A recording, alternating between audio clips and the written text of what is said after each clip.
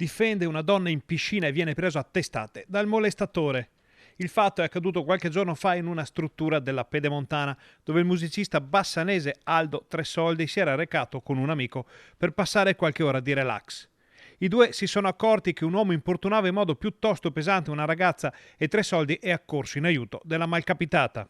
È stata aggredita molto pesantemente a livello verbale, ha subito delle molestie e io, diciamo, ho preso difesa di questa persona e questo signore si è avvicinato e parlando mi ha colpito. Mi ha colpito proprio parlando, quando non me l'aspettavo, mi ha dato una testata e mi ha spostato il setto nasale. L'aggressore è passato dalle parole ai fatti in un istante. Subito, diciamo, c'è stata una piccola minaccia, ha iniziato a dire ti uccido, ti ammazzo, come diceva anche all'altra ragazza, però vabbè, piuttosto che l'abbia fatto a lei ho preferito che la facesse a me, che così almeno fa incassare un po' di più.